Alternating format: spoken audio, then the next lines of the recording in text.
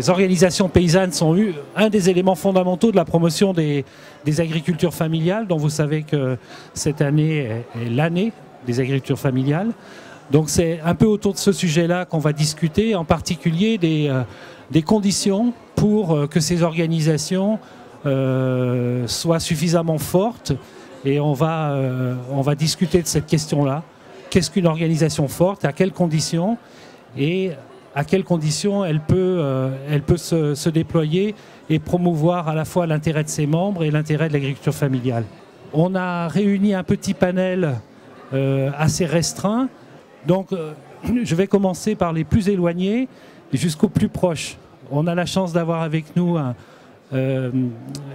Francisco Ori Alves Jr., qui est représentant de la Fédération des travailleurs de l'agriculture familiale, la FETRAF du Brésil.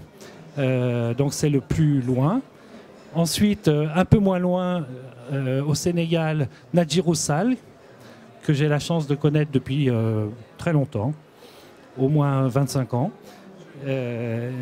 Il est un des principaux animateurs, le secrétaire général de la FONGS. Alors la FONGS, c'est la Fédération des ONG du Sénégal, qui est un titre un peu bizarre, parce qu'en réalité, ce n'est pas une ONG, c'est une organisation paysanne, probablement la plus importante organisation paysanne. Mais le fait qu'elle s'appelle FONGS, Fédération des ONG, tient à son histoire et peut-être il reviendra là-dessus. On a ensuite Thomas Diemer, qui est des jeunes agriculteurs de France et qui est aussi vice-président de l'AFDI, donc qui travaille dans la coopération en appui aux OP du Sud. Donc je vous propose d'organiser le débat en deux temps. Dans un premier temps, discuter de qu'est-ce que c'est dans votre acception à chacun, dans votre vision à chacun, qu'une organisation paysanne considérée comme forte au Sud. Est-ce qu'on la définit par son nombre de membres? Est-ce qu'on la définit par son rapport à l'État, par sa capacité d'influencer les politiques? Est-ce qu'on la définit par rapport à la capacité de délivrer des services? Est-ce qu'on la définit par rapport à son poids économique? Comment vous voyez cette question-là? Et puis dans un deuxième temps, on viendra sur une question qui comment dire, nous concerne plus directement, qui est celle de savoir comment la coopération internationale, les différents partenaires internationaux peuvent appuyer dans de bonnes conditions les OP du Sud. Donc je vous propose peut-être de commencer par vous, Nadjirou, puisqu'il y a le temps de la traduction avec le représentant brésilien, et peut-être pour commencer un peu à nous éclairer sur votre vision au Sénégal et peut-être plus largement en Afrique de l'Ouest, parce que vous êtes aussi impliqué dans le réseau des organisations de producteurs agricoles, l'Europa. Merci. Je commencerai quand même à répondre à deux petites questions, à préciser effectivement, je suis Nadjirou Sall, un élu de la FONGE, Action Paysanne, pour préciser les choses. Il a raison de dire que la FONGE n'est pas une ONG, c'est une organisation paysanne. Dans son histoire, dans les années 76-78, il n'était pas reconnu par l'État sénégalais de créer une organisation paysanne autonome. C'est aussi simple. Les premiers leaders fondateurs de la FONGE ont eu une idée en disant, écoutez, on nous dit qu'on ne va pas être une organisation paysanne, mais on nous reconnaît qu'on peut être une ONG, donc on est une ONG. Voilà. Au fil du temps, nous avons précisé ces choses. C'est pourquoi c'est important de voir à chaque fois, on met FONGE Action Paysanne, parce qu'à un moment donné, on ne pouvait pas en même temps revenir sur notre histoire. C'est une fédération de 31 associations paysannes. Mais au-delà de ça, par rapport à la question de globalement, c'est quoi une organisation forte? Il y a deux, trois éléments. Si je prends l'histoire de la FONGE, elle est née, elle a compté sur sa propre force, en se disant qu'on devrait se créer d'une manière très autonome pour revendiquer nos métiers, notre identité. En ce temps, la force de cette organisation, c'est d'accepter, de se reconnaître ce que je fais comme métier est important comme tous les autres métiers du pays. C'était ça la fierté de la création. Ce n'était pas le nombre de membres qui comptait en ce temps, ou non? Ça, c'est des questions qui vont arriver. Mais le fait qu'on ait un engagement important de se dire dès le départ, on se crée pour. Moi, je crois que c'est un élément important d'une organisation qui peut être forte. Mais pas seulement. Pas seulement parce que l'organisation a une vie comme une personne. Elle naît, elle grandit, elle meurt même. Ou elle se renaît. Dans ce sens, si on n'a pas un esprit collégial de gestion de cette organisation, effectivement, on peut affaiblir quelque chose qui était très fort. Au-delà de la fierté de dire qu'on est paysan au Sénégal, au niveau de la FONS, à un moment donné, c'est que la FONS a attaqué, c'est de dire comment je dois exprimer ce que j'ai envie dans ma tête pour que les autres me comprennent. Et ça a trait à mieux construire sa vision de la chose. Moi, je crois, une organisation forte, c'est une organisation qui sait où elle a pris des pas, où elle a envie d'aller. Donc, sa vision. Je pense que c'est un élément important d'une organisation forte. Cela ne suffira pas, parce que ça poserait des questions de légalité. C'est une organisation forte pour moi, c'est une organisation reconnue légalement. Parce que quand tu ne peux pas œuvrer dans un pays et ne pas être reconnu par les textes. Mais une organisation forte, c'est une organisation qui se donne une culture de gouvernance, de rendre compte. Ça a trait à trois choses. Ça a trait à pouvoir, à chaque moment, prendre le temps de rendre compte de ce qu'on t'a confié par rapport aux gens qui te l'ont confié. Je peux me faire répéter, c'est important. La deuxième chose, ça a trait, tu ne peux pas dire l'autre qui est en face de toi, tout ce que tu fais, c'est pas ça.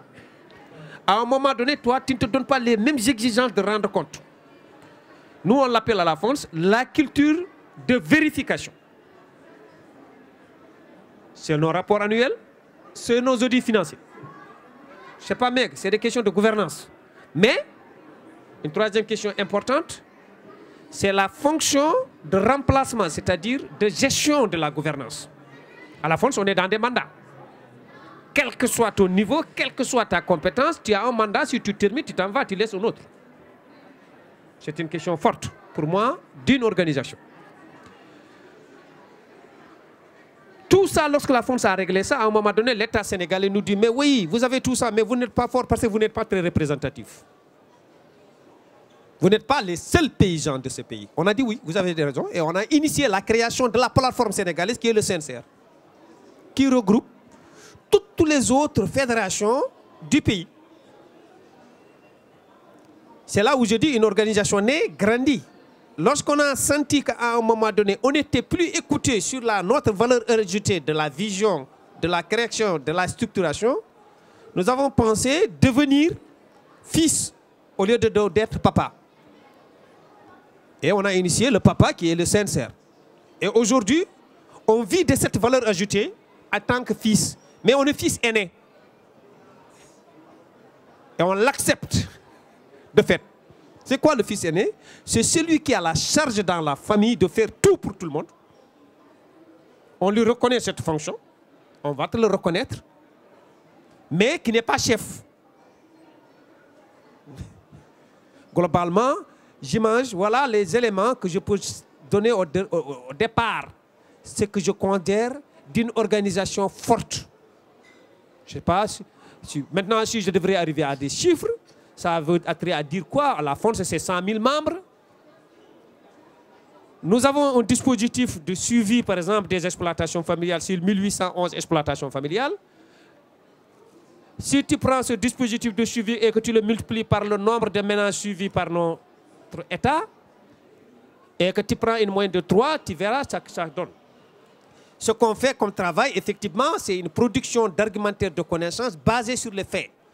Un dernier élément d'une organisation FONS, c'est sur le service que tu rends à tes membres. Les membres, la première chose, c'est sur ça. C'est un élément capital. C'est ça la culture de rendre compte. On rend compte par rapport au service que les membres ont envie qu'on les rend. Voilà, si je peux me dire comme ça, voilà, grosso modo, d'une manière très ramassée, qu'est-ce que j'ai compris d'une organisation paysanne forte. Bom dia a todos e todas. Cumprimentar os companheiros e companheiras. Fazer uma saudação especial a todos os jovens agricultores e agricultoras, a todas as mulheres agricultoras que estão aqui presentes. Primeiro... Bonjour à tous, merci pour votre accueil. Je fais une salutation spéciale à tous les jeunes qui sont présents ici et qui sont agriculteurs, et aussi aux femmes agricultrices qui sont présentes autour de la table. E para nós é uma oportunidade muito boa estar aqui trocando experiência e participando dessa construção de saberes coletivos para o fortalecimento da agricultura familiar em todo o mundo. Pour nous, à la FETRAF, c'est une excellente expérience d'être ici, de pouvoir échanger et échanger sur nos expériences et participer à la construction collective du renforcement de l'agriculture dans le monde.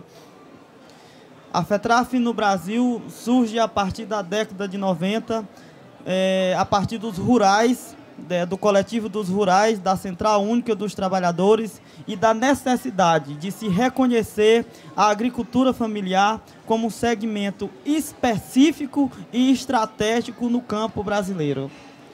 La FETRAF, donc la Fédération des travailleurs ruraux de l'agriculture familiale, est née dans les années 90 dans le monde rural par la nécessité de faire reconnaître les ruraux qui étaient au sein de la centrale unique, enfin du syndicat des travailleurs du Brésil, pour faire reconnaître le travail des agriculteurs et des gens qui travaillaient dans l'agriculture familiale.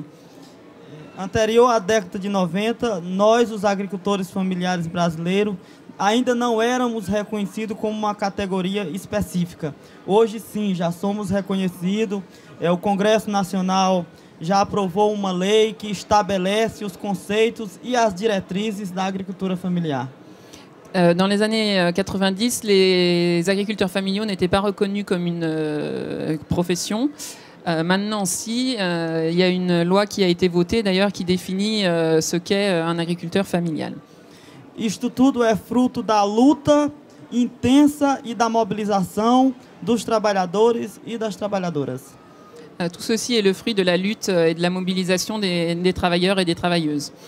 Portanto, para nós, uma organização, para ser forte, ela tem que ser autônoma e livre perante ao Estado. Pour nous, pour qu'une organisation soit forte, elle doit être autonome et libre par rapport à l'État. Para que possa, de maneira ativa, construir e fortalecer o processo de construção do projeto de desenvolvimento. Pour qu'elle puisse être active et participer de façon libre au processus de construction du projet de développement rural. Temos que ser instrumento de luta constantemente, na construção das políticas públicas e na construção do projeto de desenvolvimento que queremos para o campo. Nous devons être des instruments de lutte permanente pour pouvoir participer et faire avancer le projet de développement rural que nous voulons obtenir. E é claro que temos que ser uma organização com diversidade, que garanta a diversidade de participação dos jovens, das mulheres e de todos os trabalhadores. Na nossa organização, em todas as instâncias da direção, 30% são de mulheres e 20% são de jovens. Atualmente, as mulheres querem paridade absoluta, 50% na participação. E nós, os jovens, somos muito solidários com essa luta das companheiras mulheres. Donc pour que tout ceci puisse se réaliser, il faut que notre organisation soit représentative et de la diversité des agriculteurs familiaux. Par exemple, à tous les niveaux de l'organisation, il y a une obligation d'avoir 30% de représentation de femmes et 20% de représentation des jeunes. Les femmes sont en train de combattre pour atteindre une représentation de 50% et les jeunes sont à fond derrière les femmes. Como instrumento de luta, pensamos tanto na atuação da construção das políticas públicas, na intervenção na construção dessas políticas, como na organização do chão da base de produção dos trabalhadores e das trabalhadoras. Un instrument de lutte et de construction de notre projet, c'est à la fois d'être présent dans les discussions sur les politiques publiques, mais également dans l'organisation à la base des producteurs et des productrices. como também atuamos na mobilização e na organização dos agricultores para viabilizar a participação efetiva e a inclusão efetiva dos agricultores, sejam eles jovens, mulheres, todos os agricultores, para que eles possam acessar a política pública e poder melhorar a sua condição de vida. Donc, pour cela, nous travaillons à l'organisation et au renforcement de l'organisation des producteurs pour qu'ils puissent être inclus dans la production agricole et dans la mise en œuvre des politiques publiques et pour qu'ils puissent améliorer leurs conditions de vie. E nossa intervenção maior na atualidade é a construção de projeto alternativo de desenvolvimento rural, sustentável e solidário, por compreendermos que não somos simplesmente produtores de alimento, mas somos guardião do ecossistema que vivemos deles, que vivemos neles. Actuellement, notre grand projet est de mener,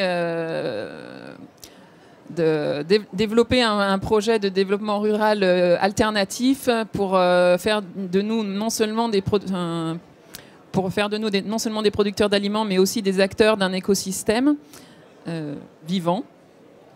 Portanto, a luta, a mobilização, a organização e a intervenção constante na construção desse projeto de desenvolvimento que compreenda as questões culturais, a relação histórica dos trabalhadores com a terra, com a comunidade, com os saberes tradicionais dos trabalhadores, com a condição de renda e de participação como sujeito desse processo, é fundamental para a FETRAF nesse período. Pour cela, la participation des agriculteurs et des travailleurs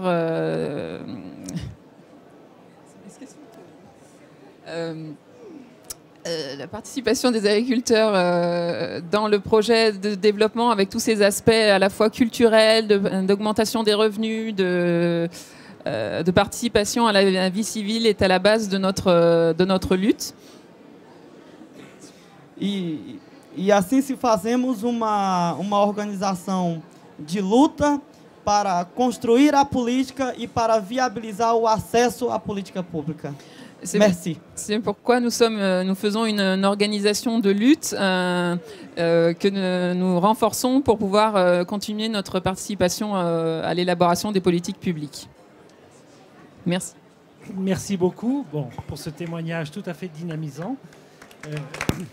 Merci. Bon, moi je retiens 3 choses qui sont communes aux 2 intervenants, même si les contextes n'ont rien à voir, même si on sait que le contexte brésilien est notamment un contexte d'émergence de l'agriculture familiale, d'émergence plutôt de la reconnaissance qui s'est fait dans la douleur. On retrouve en fait au moins 3 éléments qui sont les mêmes. La défense d'une identité et notamment la reconnaissance du métier. Moi je suis enfant d'un agriculteur familial. Et ma mère a travaillé toute sa vie dans l'exploitation et plus que 39 heures par semaine. Et elle a systématiquement coché une case qui s'appelait « sans profession » dans tous les formulaires administratifs. Donc ces choses-là ont évolué en France, donc tu vas pouvoir... mais cette question de la reconnaissance du métier, comme tous les autres métiers, en fait, se retrouve au cœur de la construction même du projet. La notion de vision, où on va, d'où on vient, où on va. Et notamment le fait de rester, collé aux réalités. Hein. Nadjirou l'a exprimé, et toi aussi tu l'as exprimé dans des termes différents. Et puis le deuxième aspect, c'est l'indépendance. Hein. On peut construire une organisation, mais si on veut qu'elle soit forte, il faut qu'elle soit d'abord autonome, indépendante. Et c'est autour de ces 3 aspects, je crois que vous avez un peu partagé vos 2 expériences. Où est-ce qu'on en est dans la problématique en France sur ces questions-là? Mais écoutez, bonjour à tous. Alors, sur les organisations paysannes, comment on peut dire qu'une organisation paysanne est forte? Pour moi, il y a 2 aspects importants. Je pense qu'une organisation paysanne, c'est d'abord ses adhérents. parce qu'on représente nos adhérents. Et alors, pour juste vous donner des chiffres, chez Jeunes Agriculteurs, on est 50 000 adhérents, mais je pense au-delà du chiffre qui est relatif et qu'il faut prendre avec des pincettes, je pense que ce qui est important, c'est surtout le réseau qu'il y a derrière ce chiffre-là. C'est-à-dire que Jeunes Agriculteurs, on est implanté sur tout le territoire, on a des sections dans tous les départements, dans toutes les régions, on a des jeunes qui sont dans toutes les filières, que ce soit du bio, que ce soit en montagne, que ce soit des maraîchers, des viticulteurs, et c'est ce large panel qui nous permet de dire que voilà, on appréhende la question de l'agriculture, de la question des jeunes agriculteurs dans son ensemble. Mais au-delà de ces adhérents, ça ne suffit pas pour se créer une légitimité. Je pense que le deuxième point important pour une organisation paysanne, c'est les idées. Et les idées, on les travaille en région, on les travaille au niveau national, en se regroupant autour de thématiques précises, voilà, comme je disais, grande culture, bio, etc. Et puis, chez Jeunes Agriculteurs, on a un exercice particulier, hyper démocratique, c'est que tous les ans, on fait un rapport d'orientation sur une thématique précise, l'installation, le foncier. Cette année, on fait une thématique autour des modèles d'agriculture, notamment l'agriculture familiale, pour réfléchir ce que c'est pour nous aujourd'hui l'agriculture familiale et comment on se projette à moyen terme et comment on installe encore des jeunes dans ce modèle-là. Et donc, il faut savoir que ce rapport, c'est le travail de toute une année où on a des jeunes qui réfléchissent sur le fond, qui font un travail de fond, et qui est ensuite débattu dans les régions, qui est ensuite voté au moment de notre congrès et voté point par point. Donc voilà, je disais que c'est hyper démocratique, mais ça crée aussi une légitimité. Et ça crée une force dans le sens que ça nous permet d'avoir des propositions concrètes sur les thématiques, sur les points qui nous semblent importants, qu'on peut défendre après au niveau local, au niveau national. Et je crois que c'est très important d'avoir des amendements, des propositions concrètes. On a eu l'occasion de discuter avec un ancien ministre de l'Agriculture cet automne, justement, qui nous expliquait un petit peu sa vision de Jeunes Agriculteurs. C'est Henri Nallet, pour ceux qui s'en souviennent. Et il nous disait que lui, il mesure l'importance d'une organisation au nombre d'amendements qu'ils sont capables de déposer lors des différents textes de loi, notamment la loi d'avenir qu'on a en débat en ce moment. Ça peut sembler très politique, mais ça traduit bien que c'est bien les idées, c'est bien les propositions qu'on peut avoir qui légitiment aussi l'action d'un syndicat, l'action d'une organisation paysanne. Après, ces idées, au-delà des temps législatifs, je pense que c'est aussi très important de les faire vivre. Et nous, Jeunes Agriculteurs, on s'attache aussi au fait de créer des événements autour de cette question des jeunes agriculteurs. Il faut savoir qu'au niveau de notre réseau, tous les ans, c'est plus de 700 000 visiteurs qui viennent sur tous les événements organisés par les jeunes agriculteurs, les fermes ouvertes, les concours de labour, les forums d'installation, etc. Et au-delà du fait de communiquer sur ce que c'est aujourd'hui l'agriculture, pour avoir une reconnaissance de notre métier, c'est aussi l'occasion de communiquer sur les idées. Et je pense que c'est très important d'avoir cette action conjointe entre ce qu'on peut faire au niveau national, ce qu'on peut faire au niveau de nos politiques et ce qu'on peut faire au niveau de notre réseau. Et c'est la force que moi je vois dans notre organisation paysanne de conjuguer ces deux approches pour communiquer sur nos idées. Merci beaucoup. En fait, ce qui me surprend, c'est que vous êtes trois organisations qui avaient tissé beaucoup de liens internationaux, et précisément, vous ne parlez pas de ça dans la définition d'une OP forte. C'est-à-dire, aucun d'entre vous n'a dit une OP forte, c'est une OP qui réussit à passer des alliances. Est-ce que c'est un oubli, ou bien est-ce que en fait, vos alliances, c'est fait pour autre chose, et notamment dans ce contexte un peu de globalisation où les agricultures familiales sont quand même beaucoup chahutées, au même moment qu'elles sont quand même plus reconnues. Comment vous voyez cette question-là? Peut-être vous reprenez la parole directement. Voilà, brièvement, mais c'est peut-être parce qu'on se définit d'abord parce que ce qu'on représente dans son territoire, et c'est peut-être pour ça qu'on en parle en premier, mais l'aspect de coopération internationale, notamment en 2014, c'est quelque chose de très important, de très enrichissant aussi, de pouvoir échanger. Et c'est aussi la mission qu'on a au niveau de l'AFDI, de favoriser, de développer les échanges entre les paysans sénégalais, du Brésil, français.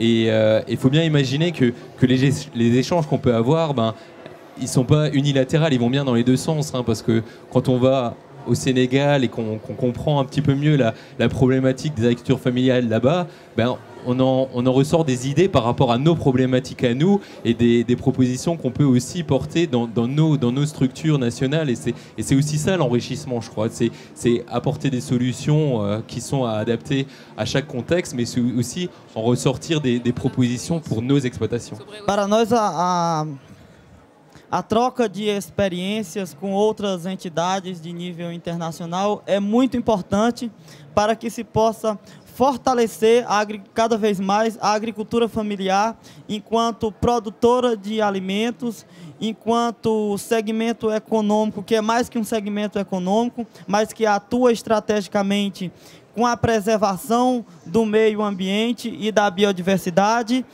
e na troca de construção de saberes coletivos que fortalece as diversas comunidades e que podem ser replicados nas diversas comunidades pelo mundo. Pour nous, c'est très important ces échanges avec d'autres organisations dans le monde. Ça permet de nous renforcer et d'échanger nos savoirs sur nous-mêmes en tant que producteurs d'aliments, dans notre façon de créer du revenu, dans notre façon de préserver l'environnement. Et c'est important de participer à la construction de ces savoirs collectifs. Portanto, a troca de experiência e a difusão dos saberes coletivos das comunidades é elemento fundamental para o fortalecimento da agricultura familiar. Et l'échange d'expériences et la diffusion des connaissances et des savoirs est un élément fondamental pour renforcer les organisations paysannes. Merci beaucoup. Najirou, peut-être tu peux expliquer... la FONGS au Sénégal a été, comment dire... C'est intégré dans un processus de construction justement d'un réseau jusqu'au niveau international. Et c'est intéressant, si tu peux rappeler un peu les étapes de cette construction et par rapport à quel objectif vous vous étiez fixé au départ dans ce travail de construction des alliances. Bon, a priori, oui. J'avais commencé à aborder cette question en parlant du CNCR, le cadre national de coopération du rural du Sénégal. C'est-à-dire la stratégie de la FONGS a été toujours de dire, là où se décident les politiques, il faut qu'on soit là. Au niveau de la base, c'est quoi? C'est les collectivités locales. Il faut créer des alliances. Sortir de nous seulement, voir les autres, avoir des alliés dans notre dispositif. Ça, c'est au niveau national. C'est la première alliance pour construire des forces d'opinion par rapport à ces collectivités. Au niveau de la nationale, il faut être près du gouvernement. C'est ça la naissance du CNCR. Mais le monde a amené que les politiques ne se décident plus au niveau des États, mais dans des régions. La CEDEAO, c'est ça la naissance du repas. Et le CNCR a travaillé pour qu'il y ait le repas. En quoi? Pour agir sur les politiques. C'est tout le combat que le repas a mené sur le processus de la construction de la politique agricole de la CEDEAO, les coop. De l'UMOA. Pourquoi? S'il n'y avait pas ce réseau, on ne pouvait pas le faire. À un moment, à un niveau, toujours, c'est comme ça, hein, c'est la géopolitique mondiale. Il y a au niveau africain, le repas a initié la création du PAFO. C'est-à-dire réunir les 5 segments, les 5 régions de l'Afrique, où on aurait une voix à l'unité africaine. Moi, qui vous parle, cette alliance, elle est capitale. Elle part de mon groupement villageois jusqu'au niveau africain. Moi, je suis administrateur du repas pour le Sénégal. Je rencontre 14 autres pays. Voilà. Comment on élabore les choses. Ça, c'est sûr. Maintenant, ça, c'est tout ce que j'ai décrit, c'est l'Alliance africaine. Ça nous ouvre au niveau mondial de rencontrer les autres grandes institutions pour pouvoir agir ensemble. On est intégré dans beaucoup d'espaces de négociation, de dialogue sur les questions qui nous concernent. On est présent. On est présent soit au niveau du repas, soit au niveau du PAFO. Mais moi, je viens comme ça directement du Forum paysan avec le FIDA. C'est une forme de dialogue avec les décideurs politiques. C'est 160 pays qui se réunissent, qui réfléchissent, qui prennent des décisions sur notre avenir. On est là pour leur dire, écoutez, non, allez-y dans cette direction. Je suis là au salon dans ce sens. Globalement, donc, effectivement, je reconnais, on était dans les premières questions de base de la création d'une organisation forte, mais il n'y a pas d'organisation forte sans alliance. Particulièrement si on est sur les questions, quelles soient des questions politiques ou économiques, c'est les deux. Dans les deux cas, tu n'avances pas sans les alliés. Parce que ce que j'ai développé sur le plan politique, je le dis, c'est la même chose que nous avons développé sur le plan économique pour arriver à s'accorder avec des gens qui peuvent apporter des contributions sur la valeur ajoutée de nos productions primaires. C'est des formes d'alliance sur le plan économique que nous créons. Nous avons créé ces alliances au niveau des banques, en y agissant. Nous avons créé ces alliances avec la recherche agricole, avec le conseil agricole. Globalement, c'est l'ensemble des espaces où on prend une décision qui concerne la vie de l'agriculture, particulièrement familiale. On est là, on essaye d'être là en termes, effectivement, en créant ces niveaux. Donc, je reste affirmatif sur la question. C'est un élément important d'une organisation forte, les alliances.